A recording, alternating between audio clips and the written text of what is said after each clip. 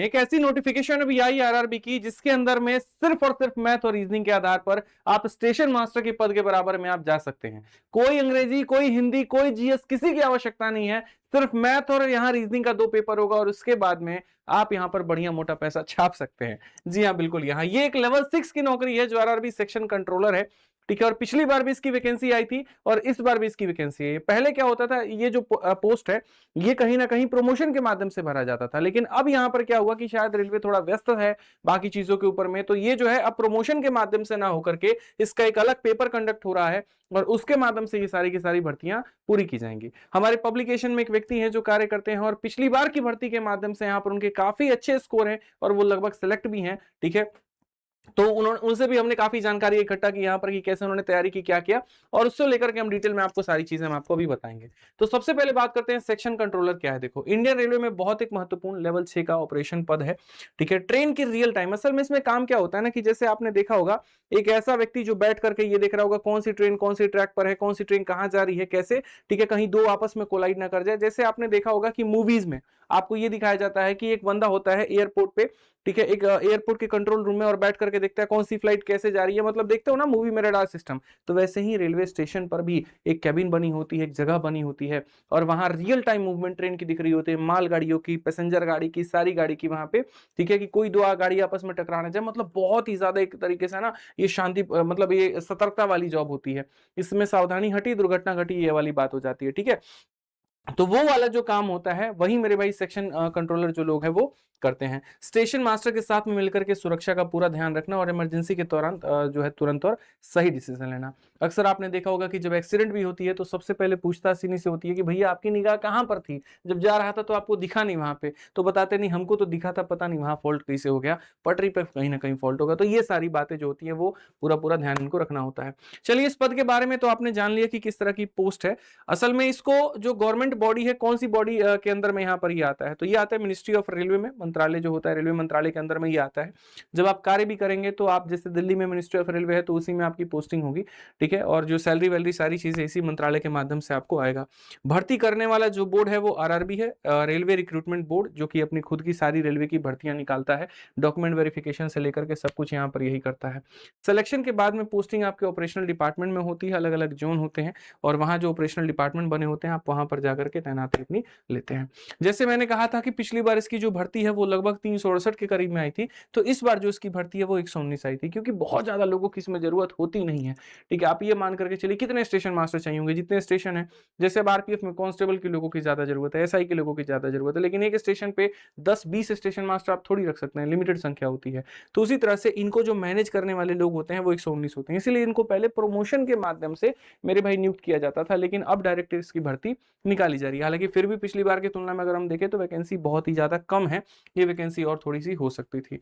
Salary की बात करें, जैसे मैंने कहा स्टेशन मास्टर के बराबर का पावर हो गया, पैसा हो गया, सारी चीजें हो गई, तो इसमें जो सैलरी है वो लगभग 60,000 के करीब मेन हैंड आपको स्टार्टिंग में मिलता है। फिर जैसे जैसे आपका पोस्ट पद जो है वो बढ़ता है, प्रमोशन होता है, वैसे वैसे आपकी सैलरी बढ़ते जाती है। एक बहुत ही बढ़िया करियर पाथ आपके सामने, जहां पर जो ग्रेड पे आपका जो बेसिक पेमेंट होता है वो 35,400 होता है। फिर उसके बाद में आप महंगाई भत्ता यानी डियरेंस अलाउंस जोड़ लीजिए, हाउस रेंट अलाउंस जोड़ लीजिए, ट्रांसपोर्ट का पैसा जोड़ लीजिए और ये सारी चीजें, तो सैलरी आपको लगभग 50-60 हजार के करीब में पहुंच जाती है। रेलवे के पासेस आपको मिलते हैं, यानी इसके माध्यम से क्या होगा, थर्ड एसी हो गया, आप उसके अंदर में आप खुद भी ट्रैवल कर सकते हैं, फ्री में कर सकते हैं, भारत में कहीं कर सकते हैं और खुद के साथ साथ अपने परिवार को भी लेकर के जा सकते हैं। हालांकि रेलवे में काम करने वाला कोई भी कर्मचारी है एसएससी के माध्यम से भी जो मिनिस्ट्री ऑफ रेलवे में सेलेक्ट होते हैं उनको भी रेलवे के पास मिलते हैं, तो जो फायदे होते हैं वो अलग ही होते हैं, नेक्स्ट लेवल के होते हैं। तो कभी आपका आने जाने का किराए का पैसा नहीं लगता है। अगर हम बात करें यहाँ पर ये फॉर्म आया तो लोगों के मन में उत्सुकता हो गई कि भैया ये फॉर्म कब से कब भरा जाएगा, पेपर कब होगा, होगा तो कितने चरणों में होगा, डॉक्यूमेंट वेरिफिकेशन कब होगा, ये पूरी भर्ती प्रक्रिया कितने समय के अंदर में समेटी जा सकती है। तो मैं आपको सब कुछ यहाँ पर इस वीडियो के अंदर में बताने वाला हूँ। फीस क्या होगी, क्वालिफिकेशन क्या होगा, पेपर कितने लेवल में होने वाला है, इसमें यहाँ पर जो सैलरी है वो कितनी मिलती है, आपका कहीं ना कहीं ट्रेनिंग होता है वो कहाँ होता है, प्रमोशन होते हैं वो कैसे होते हैं। तो एकदम बढ़िया से वीडियो को शुरू से लेकर के अंत तक देखिएगा और चैनल को सब्सक्राइब नहीं किया है ना तो अभी कर लीजिए, क्योंकि ये चैनल सिर्फ आपके हित की बात करता है, यहाँ पर सिर्फ आपके फायदे की बात होती है और यहाँ पर आपको बेनिफिट बताया जाता है। ठीक। तो इसके बारे में अगर हम बात करते हैं तो सबसे पहले बच्चों अगर आप देखोगे तो 15 जुलाई 2026 को इसका ऑनलाइन में आवेदन शुरू हो चुका है। ठीक है, और उसके बाद शुरू हो जाएगा मतलब यहाँ पे, और जो एप्लीकेशन भरने का अंतिम तिथि होगा वो 14 अगस्त होगा। बोलोगे यार 100-150 पोस्ट है, इसके लिए इतना एक महीने का समय क्यों देना? अरे भाई पोस्ट में 100-150 है, लेकिन अप्लाई करने वाले 10-10 लाख लोग होते हैं इसके अंदर में, तो एक महीने का पूरा वक्त आपको दिया जाएगा। जुलाई में खुलेगा और अगस्त में आप जाकर के इसका फॉर्म भर पाएंगे। मतलब लास्ट डेट जो होगा वो 14 अगस्त होगा रात के 12 बजे तक। ठीक है, फरवरी में इसकी यहाँ पर जो है परीक्षा होगी सीबीटी 1 की, और मार्च में जो होगा सीबीएटी है, सीबीटी 2 नहीं है, सीबीएटी है। ठीक है, यहाँ पर इसकी परीक्षा होगी एक महीने के अंदर में। ठीक, और उसके बाद में कुछ महीनों के अंदर में आपका जो रिजल्ट है वो आ जाएगा। यानी आप देख सकते हो 7 से 8 महीने के अंदर में पूरी भर्ती प्रक्रिया पूरी हो जाएगी। रेलवे अपने फॉर्म की फीस को हमेशा हाई रखता है, लेकिन बाद में बच्चों को रिफंड भी कर देता है। तो अगर आप देखोगे तो जैसे जनरल और ओबीसी के लिए 500 रुपए का फॉर्म है, लेकिन जो जाकर के सीबीटी 1 देकर के आ गया तो 400 रुपए उसके खाते में वापस हो जाता है। ऐसा इसीलिए किया जाता है ताकि भारी से भारी संख्या में लोग आवेदन ना कर दें। ठीक है, मतलब यहाँ पर कई लोग ऐसे होते हैं कि फॉर्म की फीस सस्ती को देख करके आवेदन कर देंगे, लेकिन बाद में नहीं जाएंगे। इससे क्या होता है कि सेंट्रल रेलवे तो बुक कर देती है हर जगह पर, और बाद में उसका पैसा वो जो होता है वो वेस्ट हो जाता है। तो इसी को ध्यान में रखते हुए उन्होंने ऐसा किया कि जी 500 रुपया रखेंगे, तो जो जेन्युइन और एकदम सतर्क कैंडिडेट होगा वही फॉर्म को भरेगा, और वही फॉर्म को भरेगा तो अपना पेपर देगा, 400 रुपये अपना ले जाएगा।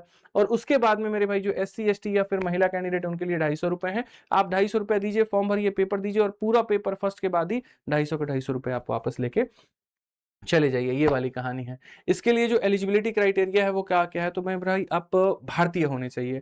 ठीक है, सबसे पहले तो ठीक है, भारत, नेपाल या भूटान का नागरिक होना अनिवार्य है। इनके साथ में हमारे फ्रेंड रिलेशन है भूटान और यहाँ पर नेपाल के साथ, तो यहाँ के लोगों को भी मौका दे दिया जाता है कि आप भी आके अप्लाई कर सकते हैं। मेडिकल स्टैंडर्ड की अगर हम बात करें तो A2 मेडिकल स्टैंडर्ड होना जरूरी है। A2 की एक अपनी क्राइटेरिया है जिसके अंदर में विजन हो गया, बाकी सारी चीजें हो गई, तो इसके बारे में भी आगे हम डिटेल में बताएंगे। विजन गए वार्निंग को लेकर के कि लेसिक सर्जरी करवाने वाले कैंडिडेट अप्लाई नहीं कर सकते, हालांकि फिर भी लोग छुप छुपा करके जो है वो कर लेते हैं और बाद में उनको पता नहीं चलता। लोको पायलट में मैंने कई ऐसे लोगों को देखा है, लेसिक सर्जरी कराने के बाद में लोको पायलट में यहाँ पर जो है वो काम कर रहे हैं, हालांकि मना वहां भी है। ठीक है, तो कई ऐसे सर्जरी होती है जो कराने के बाद पता भी नहीं चलता कि आपने कराई है कि नहीं। ठीक है, और उसके बाद में आप जॉब कर सकते हैं। हालांकि देखिए इसमें क्यों कहा जाता है लेसिक सर्जरी, जैसे लोको पायलट है ये है, इनमें ज्यादा जो काम है वो आंखों का है, मतलब आपकी आंख ही सही नहीं, आप चीजों को देख ही नहीं पा रहे हो, तो आपकी वजह से कई जिंदगियां जा सकती हैं, इसलिए यहाँ पर ये पॉइंट रखा गया है। ठीक है, टाइमलाइन की अगर हम बात करें तो सभी एजुकेशनल और एज क्राइटेरिया 1 जुलाई 2026 तक पूरे होने चाहिए। आपका ग्रेजुएशन चाहे हो गया, चाहे आपके सर्टिफिकेट सारे बन गए, सब 1 जुलाई 2026 तक हो जाए। इसके बाद में अगर हुआ तो वो मान्य नहीं होगा। ठीक है, जो एज भी माना जाएगा वो इस डेट तक माना जाएगा। इस डेट तक आपके एज के बारे में यहाँ पर ये रहेगा कि आप 20 से लेकर के 33 साल तक हो जाएं। अगर उस एज इस डेट तक अगर आप नहीं होते हैं, आप अंडर एज हो गए तो भी फॉर्म नहीं भरेंगे, ओवर एज हो गए तो भी फॉर्म नहीं भरेंगे। एज को लेकर के ये भी बात है कि जो रिजर्वेशन होती है वो कैसे कैसे दी जा रही है, तो SC ST वालों को 5 साल का और रिलैक्सेशन मिल जा रहा है, यानी 33 साल की जगह पर वो 38 साल तक फॉर्म को भर सकते हैं। उसी तरह से OBC वालों को 3 साल का रिलैक्सेशन मिलता है, तो उनका अपर एज कितना पहुंच जाएगा, तो 36 पहुंच जाएगा। फिर ऐसे ही PWBD हो गया और एक्स सर्विसमैन हो गया, तो यहाँ पर इनके इनके भी अलग अलग रिलैक्सेशन है। तो आपने समझ लिया इस बात को लेकर के। ठीक, उसके बाद में तो एज आपको पता चल गया। एज के साथ में जैसे कहा कि मैंने 1 जुलाई के बाद भैया आपका जो पेपर देखो, ये जो डेट है 1 जुलाई 2026, ये वो डेट है मेरे भाई जिसके आधार पर आपके डॉक्यूमेंट सारे के सारे देखे जाएंगे। तो अगर आपने ग्रेजुएशन इसके पहले कर लिया है तो आप ग्रेजुएट मानेंगे, और इसके बाद में अगर आपका रिजल्ट आ रहा है तो वो नहीं माने जाएंगे। तो यही बात है कि किसी भी रिकॉग्नाइज्ड यूनिवर्सिटी से बैचलर डिग्री होना जरूरी है, चाहे आपने बैचलर आर्ट्स में किया हो, साइंस में किया हो, कॉमर्स में किया हो, बीटेक्स में किया हो, किसी में भी किया हो। ठीक है, फाइनल ईयर के स्टूडेंट जिनका रिजल्ट अभी नहीं आया है वो अप्लाई नहीं कर सकते, लेकिन अगर रिजल्ट वही 1 जुलाई के पहले आ गया तो मेरे भाई यहां पर याद रखो अप्लाई कर सकते हो। डॉक्यूमेंट वेरिफिकेशन के समय सारे ओरिजिनल सर्टिफिकेट दिखाने होंगे, चाहे वो 10वीं का होगा, 12वीं का होगा, ग्रेजुएशन का होगा, ओवरऑल जो भी होगा जो इस पद के लिए रिक्वायर्ड होगा। और अगर उसमें कहीं पर भी फर्जी रहा, कुछ भी रहा, तो सीधा सीधा आपको भगा दिया जाएगा, आपको नौकरी नहीं मिलेगी। इस बात का ध्यान रखिए। तो सबसे पहले फॉर्म आपने जान लिया कि फॉर्म यहाँ पर क्या है, किस चीज का है, तो सेक्शन कंट्रोलर का है। फीस आपने जान ली क्या है, उसके लिए एजुकेशनल क्वालिफिकेशन आपने जान लिया क्या है। अब लोगों के मन में होगा फॉर्म अप्लाई कहां से करेंगे, तो जा करके rrbapply.gov.in पर मेरे भाई आप अप्लाई कर सकते हो। अप्लाई करने के पहले एक छोटी सी बात को ध्यान रखिएगा, आधार कार्ड को 10वीं के मेरे भाई यहाँ पर डॉक्यूमेंट के साथ मैच कर लीजिएगा। पता चले डॉक्यूमेंट में कुछ और नाम है, आधार कार्ड में कुछ और नाम है, वहां भी रिजेक्ट हो जाएंगे आप। ठीक है, तो अपना Aadhaar card, email ID, mobile number के साथ जाकर के तो पहले रजिस्टर करो, फिर अपने एजुकेशनल डिटेल्स को मेरे भाई सही से भरो, फोटो और सिग्नेचर को अपलोड करो और फीस पेमेंट करो, और तुम्हारा फॉर्म जो है वो भरा जाएगा। बड़ा सिंपल प्रोसेस, इसके अंदर में ज्यादा तामझाम जो है वो नहीं है। अब आपने मान लीजिए फॉर्म भर दिया, फॉर्म भरने के बाद में आप बढ़िया से लग गए। तो सबसे पहला सवाल आपका ये होगा गुरुजी, शुरू में वीडियो में आप एक पॉइंट बोले थे और वो ये कि इसके अंदर जीएस नहीं आता, इसके अंदर जो है वो यहाँ पर इंग्लिश नहीं आता, खाली मैथ और रीजनिंग के जो है दम पर सिलेक्शन हो जाता है, तो वो वाली बात बताइए। तो देखिए इसमें दो चरण होते हैं पेपर के, एक होता है सीबीटी और एक होता है सीबीएटी। ठीक है, सीबीटी मतलब कंप्यूटर बेस्ड टेस्ट हो गया। इस कंप्यूटर बेस्ड टेस्ट में मेरे भाई यहाँ पर जो होता है कुल मिलाकर के आपके दो ही पेपर होते हैं, मैं अभी समझाऊंगा। और जो फाइनल मेरिट बनती है मेरे भाई, उसके लिए आपको 70% नंबर लाना अनिवार्य है। इतना नंबर आप लाओगे, मतलब यहाँ पर देखो मैं समझाऊंगा, एक ये पेपर है, एक ये पेपर है। इस पेपर से इसमें जाने के लिए इस सब्जेक्ट का अपना एक सेक्शनल कट ऑफ है, 70% कम से कम लाओगे तो इसके सेक्शन में क्वालिफाई करोगे। फिर उसके बाद इसमें जो 30% से कम लाए छाड़ दिए जाएंगे। तो 30% मेरे भाई मिनिमम एक पासिंग मार्क्स है, इतना लाना पड़ेगा तो क्वालिफाई होगे। और बाद में इसी के नंबर को मेरे भाई ध्यान में रखते हुए अंतिम मेरिट बनती है और सिलेक्शन होता है। तो पहले हम सीबीटी के बारे में समझते हैं। सीबीटी क्या है? Computer based test. Computer based test के अंदर में अगर आप देखोगे तो मैथ के आपके 60 क्वेश्चन आते हैं, 60 नंबर का हो गया। और आपके सामने रीजनिंग के 20 क्वेश्चन आते हैं, 20 नंबर का हो गया। तो ये आपके सामने कुल मिलाकर के कितने हो गए? 80 सवाल 80 नंबर के। तो बोलोगे जी लॉजिकल कैपेबिलिटी यहाँ पर क्या है? तो ये कुछ नहीं, गद्यांश है। अगर आप इसके अंदर में देखो, जैसे अगर आपने इंग्लिश में चुना है तो इंग्लिश में पूरा पूरा पैसेज आता है, हिंदी चुना है तो हिंदी में आता है। बोलो इंग्लिश तो आखिर आ ही गया ना? अरे भाई पैसेज है, कहानी है, उसके अंदर से सवालों को खोज के यहाँ पर जो है उसी के अंदर में टिक करना है। सवाल जो पूछा है उसी के अंदर में दिया गया है और समय भी इसमें भरपूर मिलता है, तो ज्यादा टेंशन की बात नहीं है भाई। 100 सवाल करने के लिए आपको 120 मिनट यानी 2 घंटे के करीब में मिलता है। सोचिए एसएससी में तो 100 सवाल करने के लिए 60 मिनट मिलता है, तो खोज के आराम से आप इसमें निकाल देंगे। ठीक है, 100 नंबर का ये पेपर होता है। सोचिए, और जो हमारे पब्लिकेशन में काम कर रहे हैं उनका 98 मार्क्स आया है इसी 100 नंबर में, खाली उनका 2 नंबर कटा हुआ है, 2 नंबर कटा नहीं, वो छोड़ करके आ गए।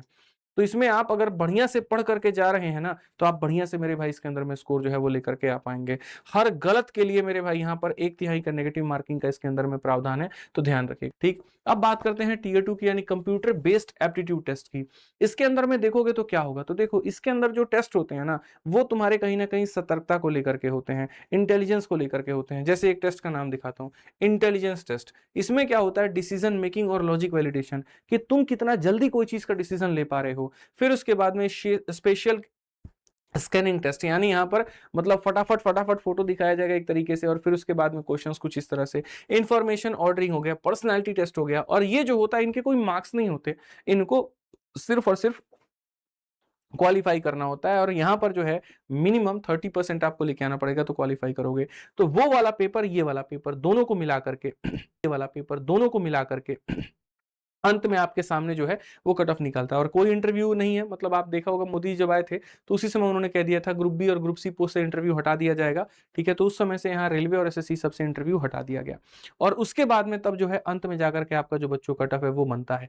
तो अगर हम उस समय कट ऑफ की बात करेंगे तो देखो यहाँ पर, जैसे अगर हम बात करें पिछले वाले पेपर को लेकर के, ये फाइनल कट ऑफ है ना भाई, ठीक है, पार्ट 1 का है। तो पार्ट 1 जैसे मैंने कहा था 100 नंबर का जो सीबीटी वाला पेपर हुआ था पिछला वाला 2025 वाला, तो आप आरआरबी अहमदाबाद का देखोगे तो कट ऑफ कितना गया? 93। भोपाल का देखोगे तो कितना गया? 93। कोलकाता का देखोगे तो कितना गया? 96। तो इसीलिए इसमें आप इतना मन में बना करके चलो कि 95 प्लस का हमको टारगेट लेकर के आना है।